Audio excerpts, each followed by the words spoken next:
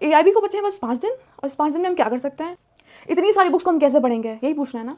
तो चलो मैं बताती हूँ। So hello you guys, this is Apoorva Gautam and I welcome you all to my channel just Apoorva. मैंने भी लास्ट ईयर एआईबी का एग्जाम दिया था and it was a little bit different because जो एआईबी का पेपर था दैट इज मोर कि वो ऑब्जेक्टिव रहता है। Of course it is objective, but ये था कि पिछली बार असर्शन रीजन के क्वेश्चन आए थे, तो डायरेक्ट क्वेश्चन का थोड़ा सा परसेंटेज कम था and but it was quite a good paper.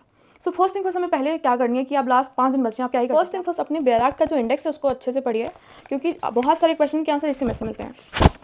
जैसे जितने भी इसमें दिए हमें ना, कई बार ऐसा होता है ना कि जो क्वेश्चंस हैं ना वो डायरेक्टली सेक्शन से पूछ लेते हैं कि लाइक फॉर एग्जांपल कि हमारा मर्डर के सेक्शन में दिया हुआ है, इतना इजी नहीं है, but I am giving example कि अबडक्शन किसमें है, किडनैपिंग किसमें है, या कुछ ऐसे मिक्स क्वेश्चन आ सकते हैं। तो उसके आंसर आपको ना डायरेक्टली बेराट के इंडेक्स से ही मिल जाएंगे। उसके लिए आपको बहुत रश नहीं करना है, आप आराम से पेपर आपको देखना है, पढ़ना है और उसमें अपना दिमाग लगाना है कि दिमाग लगाना है कि हाँ इसमें हमें यहाँ से आंसर मिल रहा है कि नहीं।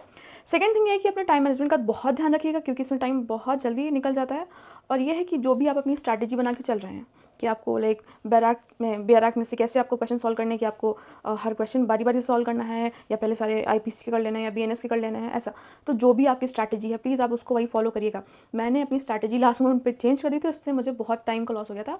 एग्जैक्टली 3 आवर्स पे मेरा पेपर लाइक ख़त्म हुआ था। मतलब आई वॉज जस्ट बबलिंग कि जब मैं बबल कर रही थी ना, तो वो जो लास्ट क्वेश्चन का आंसर मैंने बबल किया था वो बस बेल लगने से पहले किया था। तो प्लीज़ अपनी स्ट्रैटेजी मत चेंज करिएगा। करनी है कि आपको जितने भी प्रीवियस ईयर क्वेश्चन पेपर आपको वो सारे सॉल्व कर लेना है।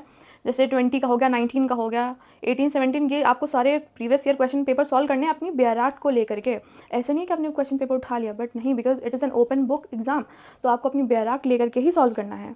और सेकेंड थिंग ये है कि आपको टाइमर लगा के सॉल्व करना है। हमारे पेपर 3 आवर्स का है, तो हमें उसके अकॉर्डिंग अपना पेपर सॉल्व करना है। मैंने जो अपना पेपर किया था, मैंने अपनी स्ट्रैटेजी तो लास्ट मोमेंट में चेंज कर दी थी और उससे मुझे बहुत लॉस हुआ था। तो मैं आपको कहूँगी अपनी स्ट्रैटेजी मत चेंज करिएगा, कि जैसे आप ये कह रहे हैं कि हम 1 बाय 1 सारे क्वेश्चन करेंगे, तो आप प्लीज़ वैसे कर लीजिए।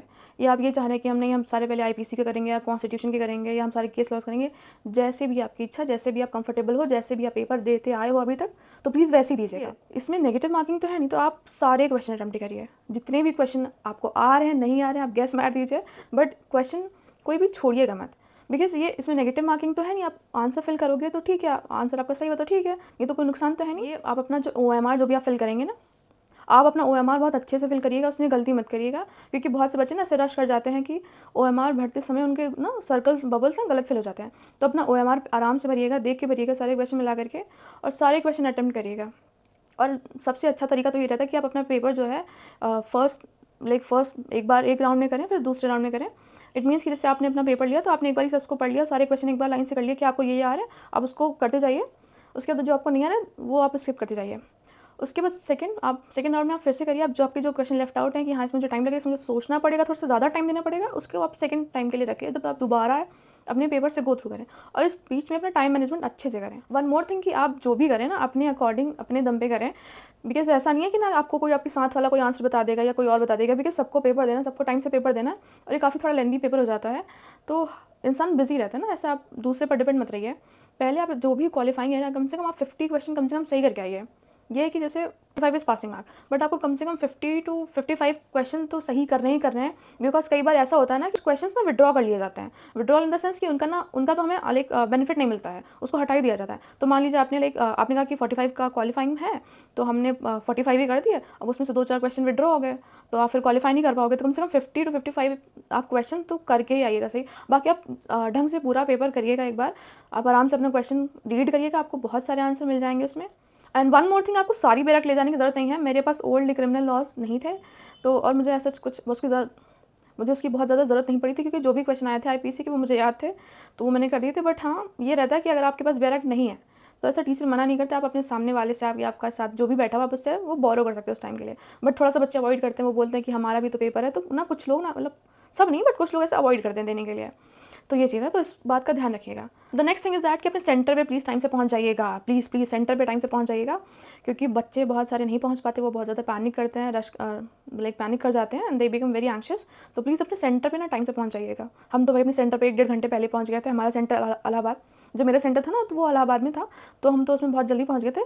तो इसलिए एक प्लस चीज़ रहती है कि आप वहाँ बैठ के थोड़ा सा, अगर आपको रिवाइज़ करना है, जैसे आपने कुछ शॉर्ट नोट बनाए हुए हैं, तो आप वो भी आराम से बैठ के पढ़ सकते हो। और ये है कि अगर आप चाहो तो लास्ट मोमेंट पे जो कुछ इंपॉर्टेंट केसेस हैं, जो कुछ रिपीटेड इंपॉर्टेंट केसेस हैं, आप उसको पढ़ जा सकते हो। आप कोई भी वन शॉट उठाओगे आप कोई भी यूट्यूब से वन शॉट देख सकते हो, like important case laws for AIB, आपको उससे बहुत हेल्प मिल जाएगी। क्योंकि कुछ ऐसे ना कुछ कभी कभी कुछ रिपीटेड केस लॉस पूछ लिए जाते हैं, जैसे आजकल हमारे वाले में जैसे इंपॉर्टेंट। और हाँ, ये हमारे वाले में जब क्वेश्चन आया था एक केस लॉ, तो उसमें उन्होंने क्या किया कि सारा उन्होंने उसका साइटेशन चेंज कर दिया। अब साइटेशन में मेरा वो क्वेश्चन गलत हो गया था। प्लीज़ आप जो भी केस पढ़ रहे हैं ना, तो उसका ईयर याद रखिएगा। Then the other thing is कि आराम से अपना पेपर दीजिए।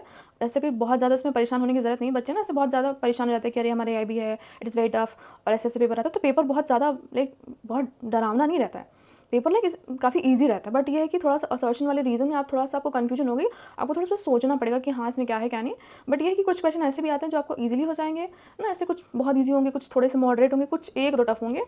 तो इसलिए थोड़ा सा आप आराम से आप पेपर दीजिए, कोई भी पैनिक मत करिएगा, और टाइम मैनेजमेंट का अच्छे से ध्यान दीजिएगा, और सारे क्वेश्चन प्लीज़ अटेम्प्ट करके आइएगा। और हाँ, एक इंपॉर्टेंट चीज़ है कि जो भी आप बैराक ले जा रहे हो ना, वो विदाउट नोट्स होनी चाहिए। जैसे हम नॉर्मली बैराक यूज़ करते हैं, जैसे हमारे पास जो हमें कॉलेज में बैराक हमने ली थी, जो हमारी ये वाली बैराक थी ना, that it is with notes. ये वाली हमारी बैराक जो आती है वो नोट्स के साथ में आती है, और जो AIB के लिए स्पेसिफिकली आती है ना, उसमें ऐसे नोट्स नहीं हो सकते। आप देख सकते हैं ये ना कि ये देखिए इसमें लिखा हुआ है, ये है कि बैराक विदाउट नोट्स।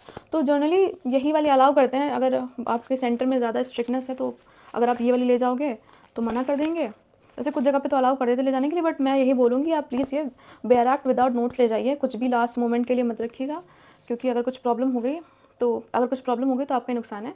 और इसका पूरा सेट आता है। मेरा जो बैराक का कलेक्शन था मैं ये लेके गई थी। इसमें 20 to 21 बैराक्स थी टोटल। इसमें ना पुराने वाले ओल्ड क्रिमिनल लॉज के बैराक नहीं थे, तो ये पूरा हम बंडल ऐसे आप ले करके गए थे अपने सेंटर के। Show you my paper. तो ये है हमारा AIB का पेपर, ये था, ये जो मैंने पेपर दिया था, ये पेपर था। इसमें ना कुछ क्वेश्चंस आ गए थे ना पेमेंट ऑफ ग्रेच्युटी से। जो क्वेश्चन मेरा गलत हुआ था केस लॉ, जिसमें मुझे ईयर में कन्फ्यूजन हो गया था, वो यही था ना कि एब्सोल्यूट लाइबिलिटी का प्रिंसिपल किस में है। तो MC Mehta versus union of India, but इसमें था कि इन्होंने ईयर ही आगे पीछे कर दिया, और उसमें मुझे कन्फ्यूजन हो गया, तो वो मेरा क्वेश्चन गलत हो गया। तो प्लीज़ आप इसका ध्यान रखिएगा। और आप चाहें तो कॉन्स्टिट्यूशनल अमेंडमेंट्स पढ़ लीजिएगा, केस लॉस पढ़ लीजिएगा, इंपॉर्टेंट वाले, बहुत ज़्यादा नहीं, बस कुछ इंपॉर्टेंट केसेस लॉ। आप अपना AIB का पेपर देने से पहले आपने सिलेबस ज़रूर देख लीजिएगा, क्योंकि सिलेबस में डिवीजन रहता है कि कॉन्स्टिट्यूशन से ज़्यादा क्वेश्चन आएंगे कि IPC से आएंगे कि BNS से आएंगे।